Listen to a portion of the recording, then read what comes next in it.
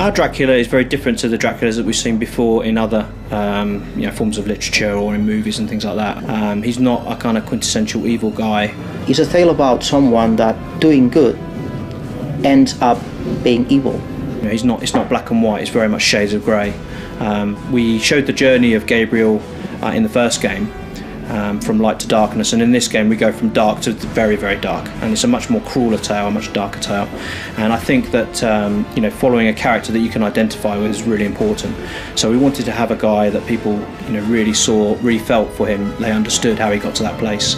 And so I think in many ways our Dracula is more human than previous incarnations of Dracula. Dracula's motivations are to end his immortal life. That's the main thing that's driving him in the game. He's been alive for a long time. He's tired of living. He wants to end this and to move on. Don't misunderstand me. He's an evil guy.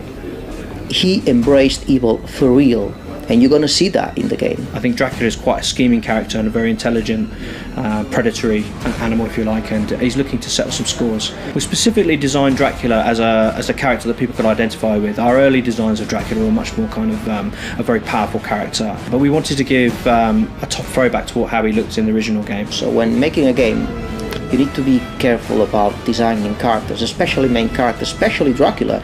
You have to think that it's the first time in Castlevania history that you play with Dracula. Also with Dracula having new weapons and new abilities, we wanted to give him a much kind of more athletic way of moving. His animations have changed quite a lot.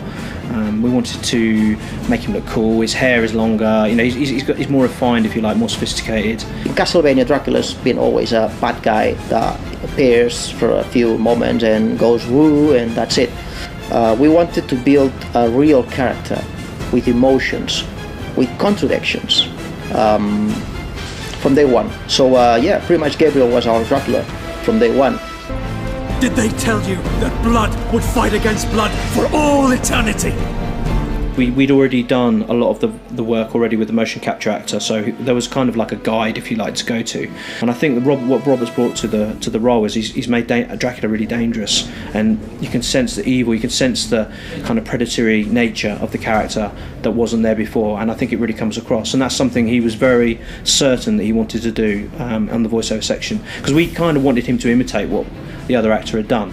And he was like, no, Gabriel wouldn't do that. He wouldn't be like that. He would be much more like this. And as soon as we heard his performance, we realised that actually he was right, that this was the way to do it.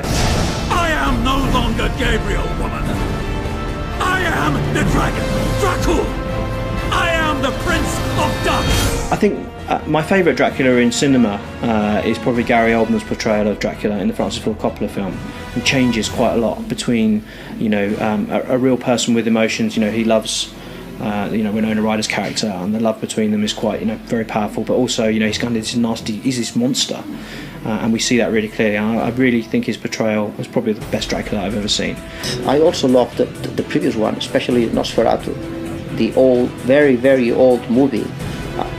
That was a bit naive for today's standards, but this is terrific, But my favourite vampire movie is Near Dark, which I think is one of the best vampire movies I've seen. They really show vampires in a kind of gritty, horrible, very uneasy way, which I've not seen since either. And I think there's an element of that in this as well, in Nosferatu 2. We do things with our Dracula that I don't think have been done.